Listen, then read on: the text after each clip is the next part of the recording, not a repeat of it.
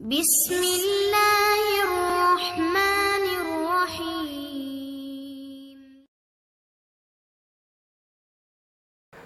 الحمدللہ رب العالمین والصلاة والسلام علی سید الانبیاء والمرسلین اللہم صلی وسلم علی سیدنا مولانا محمد وعلی آلہ و اصحاب سیدنا و مولانا محمد معدن الجود والکرم۔ آج الحمدللہ یہ درس قرآن کی نشست نمبر 54 ہے، اور اس سے پہلے سورہ آل عمران کی آیت نمبر 148 تک درس دیا جا چکا ہے۔ آج انشاءاللہ تعالی سورہ آل عمران کی آیت نمبر 149 سے درس کی ابتدا کی جائے گی۔ یہ سورہ آل عمران کا 16واں رکوع ہے، اور اس میں اللہ رب العزت کا ارشاد پاک ہے: اعوذ باللہ من الشیطان الرجیم، بسم اللہ الرحمن الرحیم، یا ایہا الذین آمنوا ان تطیعوا الذین کفروا یردوکم علی اعقابکم فتنقلبوا خاسرین۔ اے ایمان والو، اگر پیروی کرو گے تم کافروں کی تو وہ پھیر دیں گے تمہیں الٹے پاؤں کفر کی طرف، تو تم لوٹو گے نقصان اٹھاتے ہوئے۔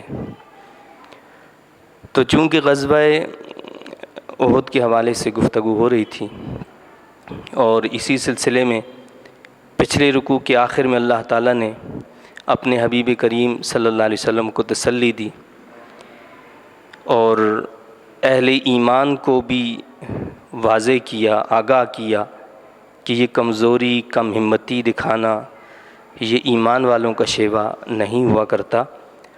اور پہلے انبیاء علیہ السلام اور ان کے ساتھیوں کا ذکر کرتے ہوئے بتایا گیا کہ کس طرح وہ استقامت کا پہاڑ بنے رہے اور وہ دین سے پیچھے نہیں ہٹے، اور جب بھی وہ اللہ کی راہ میں لڑتے تھے، اپنی جانوں کا نذرانہ پیش کرتے تھے، وہاں دیگر اسباب کے ساتھ وہ اللہ تعالیٰ سے مدد بھی ضرور طلب کیا کرتے تھے، اور اللہ سے التجا کرتے تھے، دعائیں مانگتے تھے کہ ربنا اغفر لنا ذنوبنا واسرافنا فی امرنا وثبت اقدامنا وانصرنا علی القوم الکافرین، کہ یعنی اے اللہ ہمارے گناہوں کو بخش دے، اور جو زیادتیاں کی ہم نے اپنے کام میں ان کو معاف فرما دے، اور ثابت قدم رکھ ہمیں اور فتح دے ہمیں قوم کفار پر۔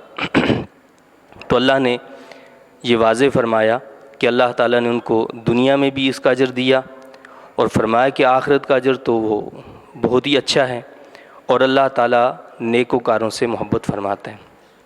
اب اس رکوع کی ابتدا میں بھی اسی حوالے سے، غزوہ احد کے حوالے سے بتایا کہ اے ایمان والو، اگر پیروی کرو گے تم کافروں کی تو پھیر دیں گے تمہیں الٹے پاؤں کفر کی طرف۔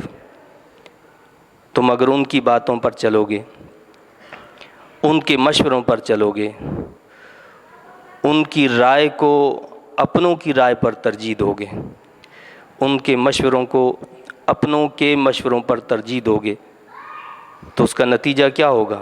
وہ تو تمہیں ایسا مشورہ دیں گے کہ جو تمہارے لیے نقصان کا باعث بنے، آج نہیں تو کل وہ تمہارے نقصان کا باعث بنے گا۔ تو اللہ فرماتا ہے کہ اگر تم ایسا کرو گے، ان کی باتوں پر چلو گے، ان کی پیروی کرو گے، تو وہ تو تمہیں الٹے پاؤں کفر کی طرف پھیر دیں گے، اور جب ایسا ہوگا تو تم لوٹو گے نقصان اٹھاتے ہوئے۔ یعنی اس سے بڑا نقصان میں، خسارے میں رہنے والا کون ہے کہ جس کی آخرت بھی تباہ ہو جائے اور جس کی دنیا بھی خاک میں مل جائے۔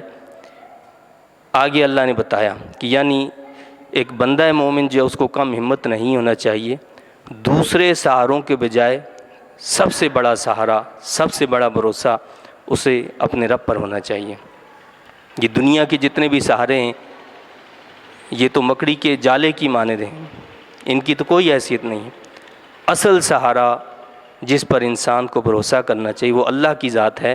فرمایا بل اللہ مولاکم وہو خیر الناصرین، بلکہ اللہ حامی ہے تمہارا اور وہ سب سے بہتر مدد فرمانے والا ہے۔ تمہارا حامی، تمہارا مددگار، تمہارا مولا تو اللہ ہے۔ تو جس کا مددگار، جس کا دوست، جس کی حمایت کرنے والا خود اللہ ہو تو اس سے بڑھ کر کون مددگار ہو سکتا ہے؟ لیکن یہ اسی وقت ہے کہ جب بندے کے اندر اتنا ایمان بھی کامل ہو، وہ اللہ کی ذات پر ایسا بھروسہ رکھتا ہو تو اللہ اس کی پھر ایسے مدد فرماتا ہے۔ تو بجائے اس کے کہ تم یہ سمجھو کہ ہم فلاں کے ساتھ گٹھ جوڑ نہیں کریں گے تو ہمارا تو یہ ہو جائے گا، ہم بیک ورڈ لوگوں میں جا پہنچیں گے، ہم پتھر کے دور میں جا پہنچیں گے، تو یہ سب وہ باتیں ہیں کہ جو اللہ پر یقین کامل کے خلاف ہیں، کہ ہم دنیا کے سہاروں پر چلنا چاہتے ہیں۔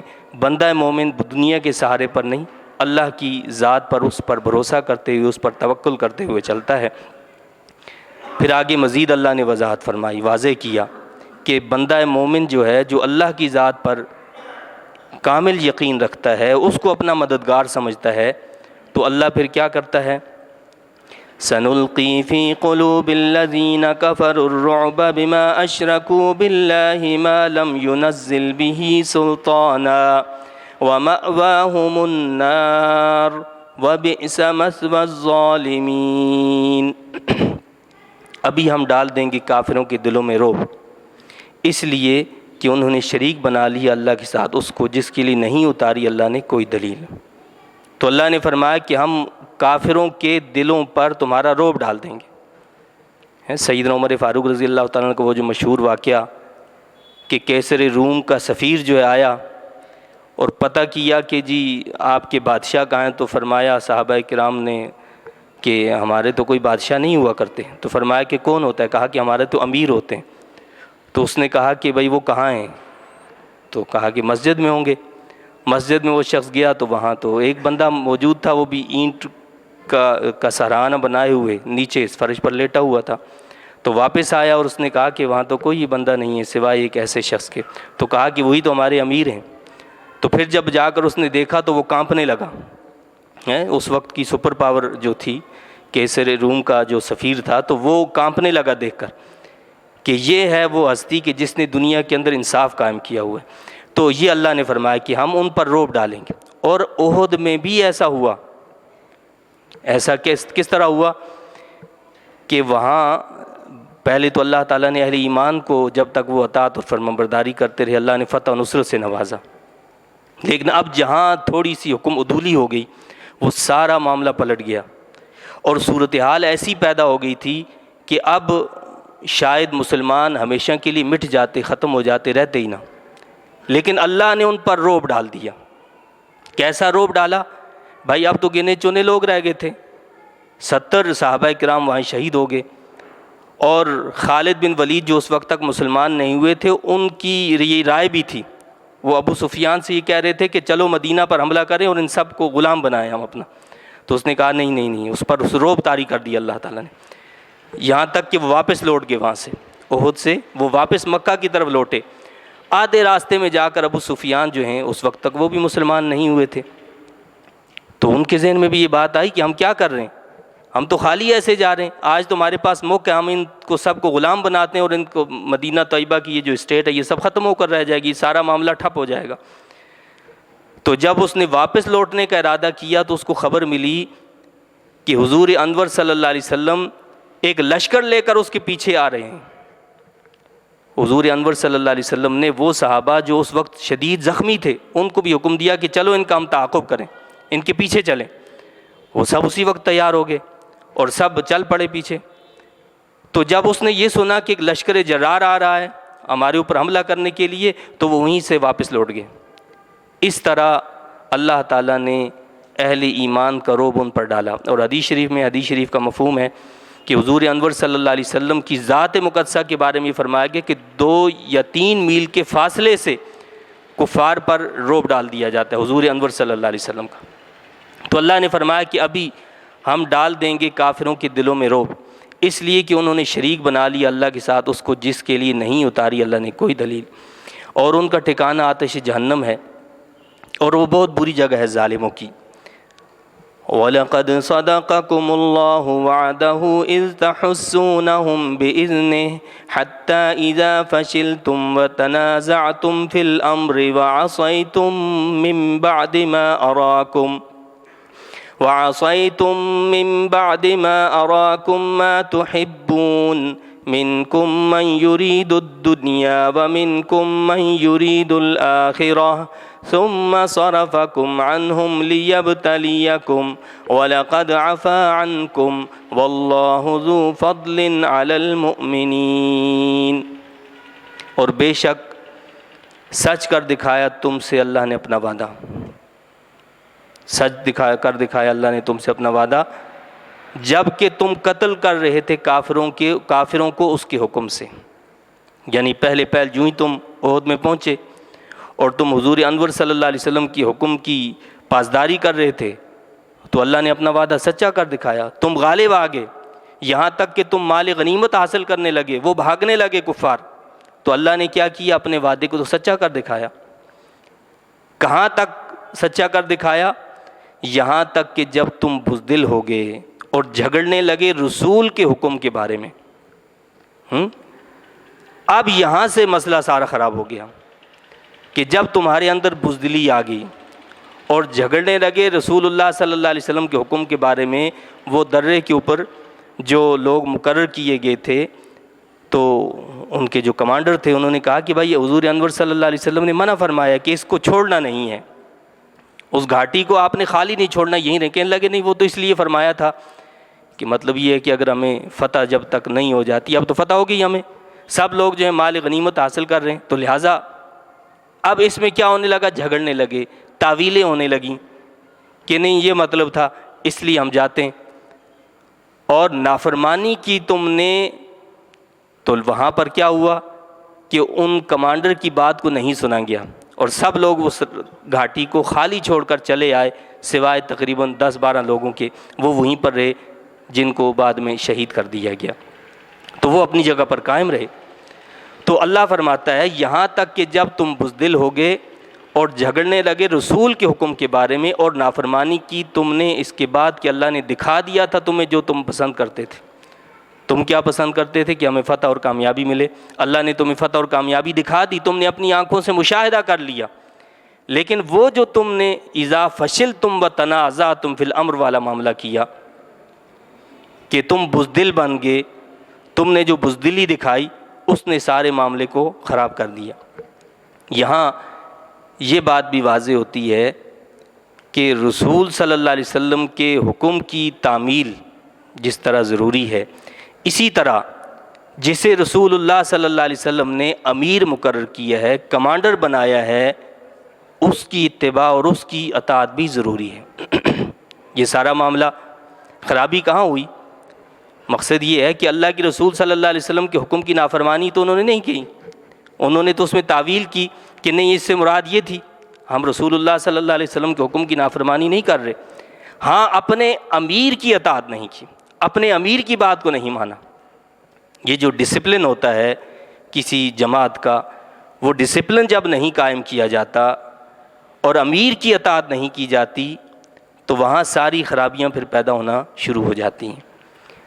اور فرمایا اللہ تعالیٰ نے کہ جب تم بزدل ہوگے اور جھگڑنے لگے رسول کے حکم کے بارے میں اور نافرمانی کی تم نے اس کے بعد کہ اللہ نے دکھا دیا تھا تمہیں جو تم پسند کرتے تھے، بعض تم میں سے طلبگار ہیں دنیا کے اور بعض تم میں سے طلبگار ہیں آخرت کے۔ تو وہ دنیا کے طلبگاروں سے مراد کون ہیں؟ وہ لوگ ہیں کہ جنہوں نے اس گھاٹی کو چھوڑ دیا اور مال غنیمت کے لیے آنے لگے۔ تو فرمایا کہ بعض تم میں سے طلبگار ہیں دنیا کے اور بعض تم میں سے طلبگار ہیں آخرت کے۔ یہ وہ لوگ تھے کہ جنہوں نے گھاٹی کو نہیں چھوڑا، انہوں نے کہا کچھ بھی ہو جائے۔ اللہ کے رسول صلی اللہ علیہ وسلم نے فرمایا کہ جب تک میں کسی شخص کو نہ بھیجوں تمہارے پاس اور تمہیں بلاؤں نہ، اس وقت تک تم نے اس گھاٹی کو نہیں چھوڑنا۔ وہ اسی پر قائم رہے اور وہ آخرت کے طلبگار تھے، آخرت چاہتے تھے۔ فرمایا کہ تم میں کچھ لوگ وہ ہیں جو دنیا کے طلبگار تھے، کچھ وہ ہیں جو آخرت کے طلبگار تھے، پھر پیچھے ہٹا دیا تمہیں ان کے تعاقب سے تاکہ آزمائے تمہیں۔ اب بتایا کہ پھر تمہیں ان کے تعاقب سے پیچھے ہٹا دیا تاکہ آزمائے تمہیں ان سے پھیر دیا گیا، معاملات کو الٹ پلٹ کر دیا گیا، یعنی فتح جو تھی وہ شکست میں تبدیل ہوگی، کامیابی جو تھی اور وہ جو ظاہری طور پر فتح تمہارے ہاتھ میں آ چکی تھی وہ اب بالکل الٹ ہو گئی، یعنی پہلے وہ بھاگ رہے تھے اب تم بھاگنے لگے، اور بے شک اس نے معاف فرما دیا تم کو۔ یہ خطا ہوئی لیکن اللہ نے کیا فرمایا؟ وَلَقَدْ عَفَا عَنْكُمْ، یہ تم سے جو غلطی ہوئی، یہ تم سے جو خطا ہوئی، اور بے شک اس نے معاف فرما دیا تم کو۔ وَاللَّهُ ذُو فَضْلٍ عَلَى الْمُؤْمِنِينَ، اور اللہ تعالیٰ بہت فضل و کرم فرمانے والا ہے مومنوں پر۔ وہ لوگ جو صحابہ کرام کی شان میں گستاخیاں کرتے ہیں، تنقید کرتے ہیں، اعتراض کرتے ہیں، اس قسم کی باتیں پیش کر دیتے ہیں کہ جی یہ دیکھو انہوں نے ایسا کیا، مجھے آپ یہ بتائیے کہ خالق و مالک جب خود یہ کہے کہ تم سے یہ غلطی ہوئی، تم سے یہ خطا ہوئی، میں نے تمہیں معاف کر دیا، اب اس کے بعد کیا چیز رہے گی اس کی؟ اللہ خود فرما رہا ہے، قرآن میں اعلان کر رہا ہے وَلَقَدْ عَفَا عَنْكُمْ، تم سے جو غلطی سرزد ہوئی اللہ نے تمہیں معاف کر دی ہے۔ کیوں معاف کی ہے؟ کہ ذو فضل علی المؤمنین، اللہ تو ایمان والوں پر بڑا فضل فرمانے والا ہے۔ اب ایمان والوں کی وہ حالت بتائی جا رہی ہے جو احد میں ہوئی، میدان احد میں جو کنڈیشن ہو گئی، جو معاملہ پلٹ گیا بالکل۔ اللہ فرماتا ہے اذ تسعدون ولا تلوون على احد والرسول يدعوكم في اخراكم فاثابكم غما بغم لكي لا تحزنوا على ما فاتكم ولا ما اصابكم واللہ خبیر بما تعملون۔ یاد کرو جب تم دور بھاگے جا رہے تھے اور مڑ کر دیکھتے بھی نہ تھے کسی کو، یعنی کنڈیشن ایسی ہو گئی، افراتفری پھیل گئی، کوئی ادھر بھاگ رہا ہے کوئی ادھر بھاگ رہا ہے، ہر ایک اپنی جان بچانے کے اس میں افراتفری میں دوڑ رہا ہے۔ رسول پاک صلی اللہ علیہ وسلم بلا رہے ہیں لیکن کسی کی توجہ ہی نہیں آ رہی سب، اور پھر اوپر سے اسی حالت میں یہ افواہ بھی پھیل گئی کہ حضور انور صلی اللہ علیہ وسلم شہید ہو گئے، اور معاملہ بگڑ گیا۔ تو فرمایا کہ یاد کرو جب تم دور بھاگے جا رہے تھے اور مڑ کر دیکھتے بھی نہ تھے کسی کو، اور رسول کریم صلی اللہ علیہ وسلم بلا رہے تھے تمہیں پیچھے سے، یعنی تقریباً 12-13 افراد کے علاوہ جن میں جو ہیں حضرت سیدنا ابو بکر صدیق رضی اللہ تعالیٰ عنہ، سیدنا عمر فاروق رضی اللہ تعالیٰ عنہ، حضرت سیدنا علی کرم اللہ وجہہ، یہ اکابر صحابہ جو ہیں یہ موجود تھے، یہ حضور انور صلی اللہ علیہ وسلم کے پاس موجود تھے، آپ صلی اللہ علیہ وسلم کے ارد گرد موجود تھے، باقی سب جو ہے وہاں سے بھاگ گئے۔ اور یہ اس فرار کی کیفیت کو اللہ تعالیٰ یہاں بیان فرما رہے ہیں، یاد کرو جب تم دور بھاگے جا رہے تھے اور مڑ کر دیکھتے بھی نہ تھے کسی کو، اور رسول کریم صلی اللہ علیہ وسلم بلا رہے تھے تمہیں پیچھے سے، پس اللہ نے پہنچایا تمہیں غم کے بدلے غم، غم بغم من، اللہ فرماتا ہے کہ اللہ نے تمہیں غم کے بدلے میں غم پہنچایا، تم نے میرے محبوب کریم صلی اللہ علیہ وسلم کو غم پہنچایا، حکم عدولی کرنے کی وجہ سے غم پہنچا نا حضور انور صلی اللہ علیہ وسلم کو، تکلیف پہنچی آپ کی قلب اطہر کو۔ اللہ تعالیٰ نے اپنے محبوب کریم صلی اللہ علیہ وسلم کی اس غمی کو، اس پریشانی کو، اس تکلیف کو کیا کیا؟ اللہ کو گوارا نہیں ہوا کہ میرے ان محبوب کو یہ تکلیف پہنچے، آپ نے اب اہل ایمان کو تنبیہ فرمائی، ان کا امتحان لے لیا، ان کی آزمائش کر لی کہ دیکھو اب تمہیں غم کے بدلے میں غم ملے گا، تم نے میرے محبوب کو غم پہنچایا ہے تو تمہیں بھی اب غم ملے گا۔ اب وہ غم کیسے ملا کہ فتح شکست میں تبدیل ہوگی، کئی صحابہ کرام شہید ہو گئے وہاں پر، اور مال غنیمت بھی جو ہے پھر حاصل نہیں کر سکے، ظاہر بات ہے۔ تو یاد کرو کہ جب تم دور بھاگے جا رہے تھے اور مڑ کر دیکھتے بھی نہ تھے کسی کو، اور رسول کریم صلی اللہ علیہ وسلم بلا رہے تھے تمہیں پیچھے سے، اب وہ چند لوگ جو تھے ساتھ میں وہی کھڑے تھے اور دشمن وار کر رہا تھا۔ حضرت طلحہ رضی اللہ تعالیٰ عنہ ڈھال بن گئے، ایک طرف حضرت طلحہ رضی اللہ تعالیٰ عنہ، ایک طرف حضرت سعد رضی اللہ تعالیٰ عنہ ہیں، اور حضور انور صلی اللہ علیہ وسلم پر کوئی تیر کوئی وار نہیں ہونے دیتے تھے، یہاں تک کہ حضرت طلحہ رضی اللہ تعالیٰ عنہ کے بارے میں آتا ہے کہ جب سب تیر ختم ہو گئے، آپ کے پاس کچھ بھی نہیں رہا، تو جو بھی وار ہوتا تو آپ اپنے ہاتھ پر اس کو جو ہے برداشت فرماتے تھے۔ وہ ہاتھ آپ کا شل ہو گیا تھا، وہ ہاتھ آپ کا شل ہو گیا، لیکن اللہ کے رسول صلی اللہ علیہ وسلم پر کوئی وار نہیں ہونے دیا۔ تو فرمایا کہ پس اللہ نے پہنچایا تمہیں غم کے بدلے غم، تاکہ تم نہ غمگین ہو اس چیز پر جو کھو گئی ہے تم سے، اور نہ اس مصیبت پر جو پہنچی ہے تمہیں۔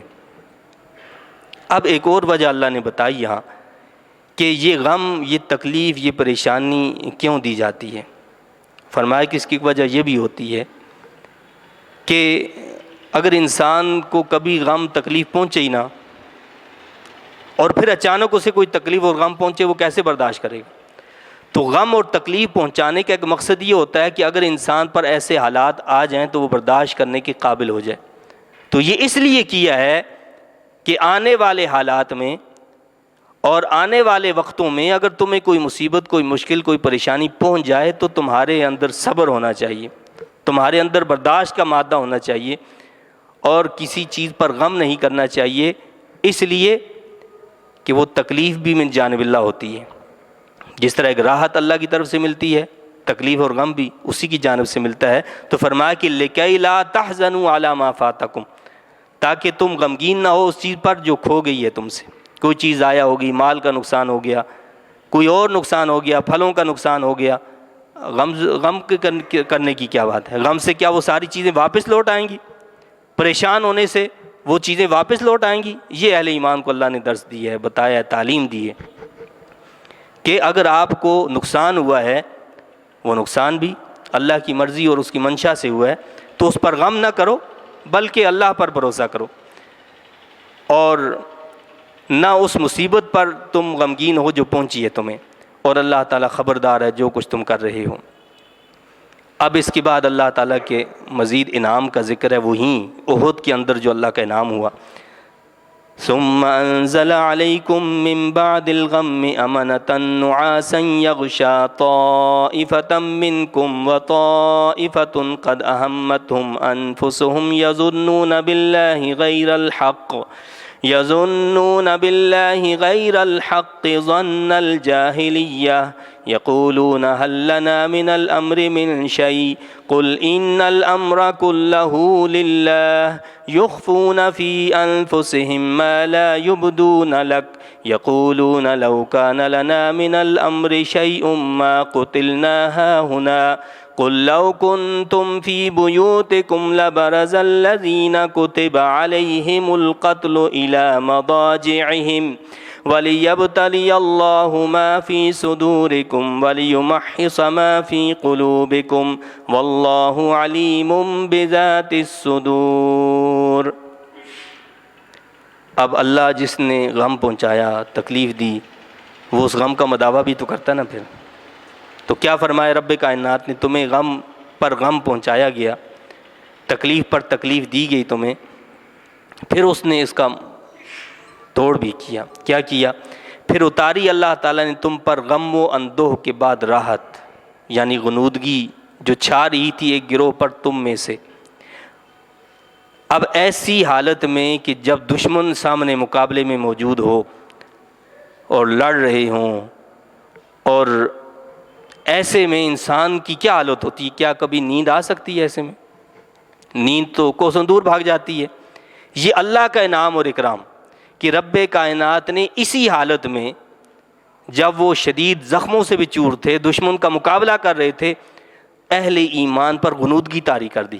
یہ جو غنودگی ہوتی ہے، یہ انسان کے اندر ایک آرام اور راحت پیدا کر دیتی ہے، انسان کے بدن کی تھکاوٹ یہ ساری دور ہو جاتی ہے۔ اللہ تعالیٰ نے ان چند لمحوں میں جو غنودگی ان کے اندر پیدا کی، وہ تازہ دم ہو گئے بالکل اہل ایمان، جبکہ کفار جو ہیں وہ اسی طرح تھکے آ رہے تھے۔ لیکن اہل ایمان کو جو اللہ نے غنودگی عطا فرمائی، وہ اس سے چاق و چوبند ہو گئے، وہ دوبارہ سے فریش ہو گئے۔ جس طرح ہم سوتے ہیں، سونے کے بعد ہماری انرجی دوبارہ سے بحال ہو جاتی ہے، بیٹری چارج ہو جاتی ہے، ایسے ہی اس غنودگی سے رب کائنات نے اہل ایمان کو بالکل تازہ دم کر دیا۔ تو فرمایا کہ پھر اتاری اللہ تعالیٰ نے تم پر غم و اندوہ کے بعد راحت، یعنی غنودگی جو چھا رہی تھی ایک گروہ پر تم میں سے۔ حضرت طلحہ، ابو طلحہ رضی اللہ تعالیٰ عنہ فرماتے ہیں کہ تلوار میرے ہاتھ میں تھی اور حالت یہ تھی کہ تلوار مجھ سے گرے جا رہی تھی اور میں پھر بار بار اس کو سنبھال لیتا، پھر گرتی پھر میں اس کو سنبھال لیتا. تو میری یہ کیفیت ہو گئی تھی کہ بار بار تلوار مجھ سے گر رہی تھی اور میں اس کو سنبھالنے کی کوشش کرتا تھا. یہ غنودگی اللہ نے طاری کی.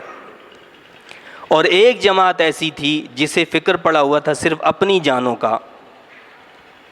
جیسے ہم نے پہلے گفتگو کی کہ جب حضور انور صلی اللہ علیہ وسلم غزوہ احد کے لیے تشریف لانے لگے تو 1000 لوگ تھے. 1000 میں سے 300 لوگ آدھے راستے سے واپس چل پڑے. عبداللہ ابن ابی منافق اور اس کے جو ساتھی تھے، اور کہنے لگے کہ جی ہماری بات کو نہیں مانا لہٰذا ہم تمہارے ساتھ نہیں لڑیں گے. یہ ان کی ایک چال تھی کہ مسلمانوں کے حوصلوں کو اور پست کر دیا جائے.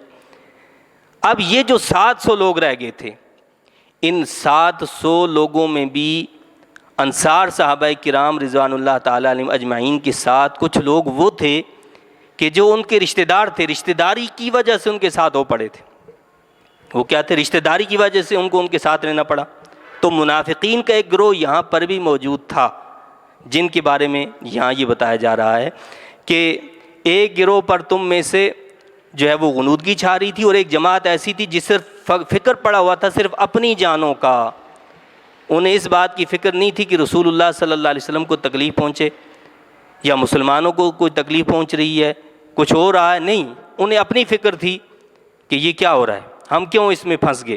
تو ایک جماعت ایسی تھی جسے فکر پڑا ہوا تھا صرف اپنی جانوں کا. بدگمانی کر رہے تھے اللہ کے ساتھ کہ جی کہتے ہیں کہ جی اللہ یہ کر دے گا، فتح دے دے گا، کامیابی دے دے گا. کہاں ہے اللہ کی فتح؟ تو وہ منافقوں کا جو ایک ٹولہ تھا وہ اس قسم کی بدگمانیاں کر رہا تھا. بلا وجہ عہد جاہلیت کی بدگمانی. اللہ فرما رہا ہے کہ وہ عہد جاہلیت کی بدگمانی کر رہے تھے. کہتے کیا ہمارا بھی اس کام میں کچھ دخل ہے؟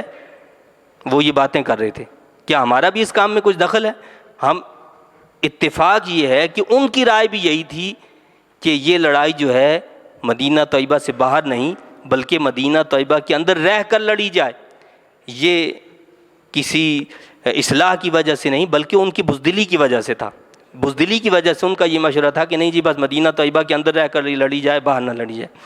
تو کہتے تھے، اللہ فرماتا ہے کہ ہمارا بھی اس کام میں کچھ دخل ہے؟ آپ فرمائیے اختیار تو سارا اللہ کا ہے. یعنی وہ یہ کہتے تھے کہ ہمارا مشورہ یہ تھا کہ آپ مدینہ طیبہ میں رہ کر لڑیں. اب آپ لوگوں نے ہماری بات کو نہیں مانا، اور ہماری بات کو نہ ماننے کا نتیجہ یہ ہے کہ اس وقت یہ سب کچھ صورتحال ہو رہی ہے. تو اللہ نے اپنے حبیب علیہ السلام سے فرمایا کہ آپ فرمائیے اختیار تو سارا اللہ کا ہے. ان الامر کلہ للہ، سارا اختیار اللہ کا ہے. وہ جس کو چاہے فتح دے، جس کو چاہے کامیابی عطا فرمائے. آگے فرمائے چھپائے ہوئے ہیں اپنے دلوں میں جو ظاہر نہیں کرتے آپ پر. یہ تو ظاہر میں کہتے ہیں لیکن دلوں کے اندر جو چھپائے ہیں وہ تو آپ پر ظاہر ہی نہیں کرتے. کہتے ہیں کیا دلوں میں چھپائے ہوئے ہیں؟ اللہ نے ان کے دلوں کی بات بتائی. کہتے ہیں اپنے دلوں میں اگر ہوتا ہمارا اس کام میں کچھ دخل تو نہ مارے جاتے ہم یہاں اس بے دردی سے.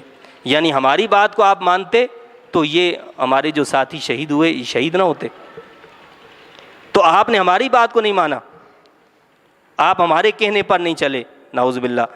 اللہ کے رسول صلی اللہ علیہ وسلم کو اور صحابہ کرام کو یہ کہا جا رہا ہے.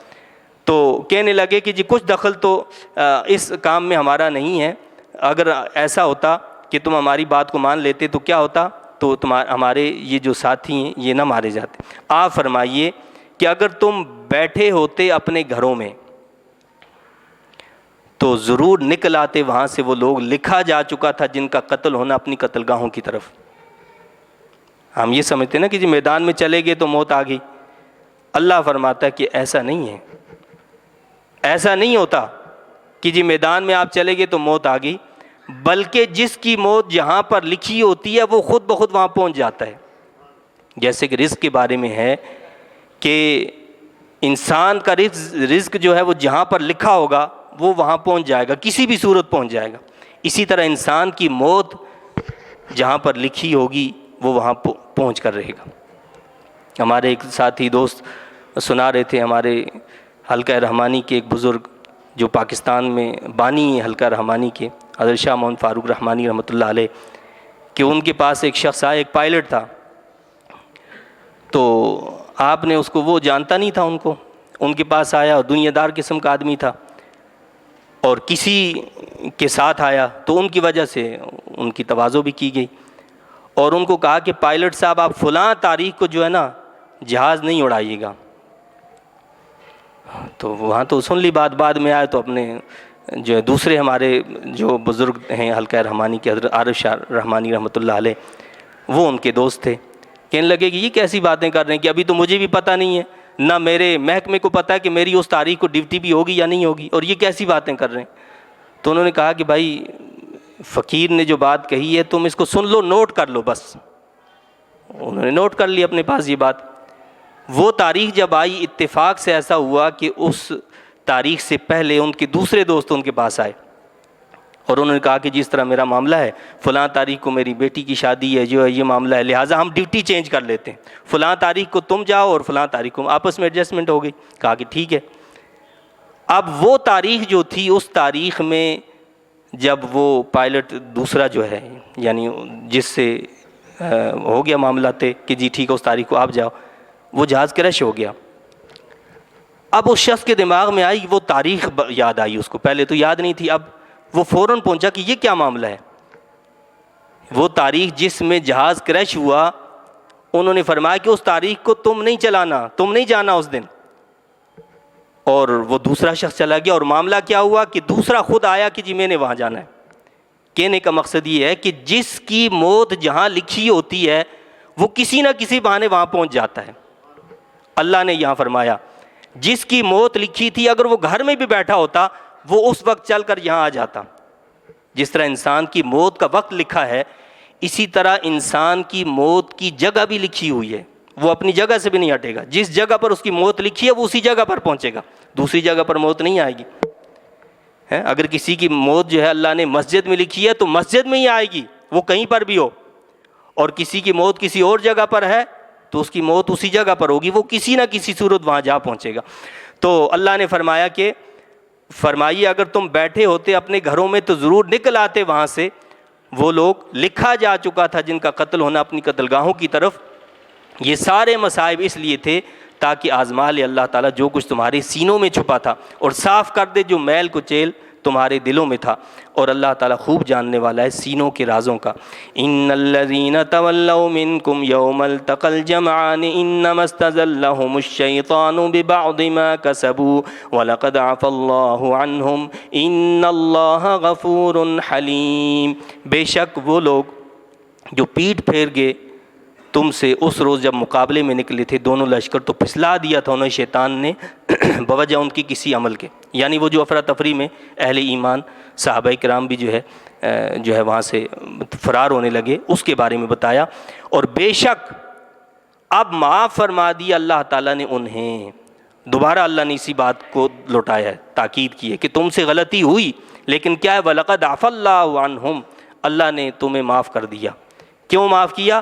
ان اللہ غفور حلیم، یقیناً اللہ بہت بخشنے والا نہایت حلم والا ہے. لہٰذا اب صحابہ کرام کی شان میں بے ادبی کرنا، گستاخی کرنا، ان کے لیے کوئی نازیبا کلمہ کہنا، یہ دراصل اپنے ایمان کو خطرے میں ڈالنے کے مترادف ہے. اللہ تعالیٰ سے دعا اور التجا ہے کہ اللہ تعالیٰ مجھے آپ کو ہم سب کو ان تعلیمات کی صحیح سمجھ عطا فرمائے اور سمجھ کر ان کے مطابق صحیح طور پر عمل کرنے کی توفیق عطا فرمائے. آمین. وآخر دعوانا الحمد للہ رب العالمین.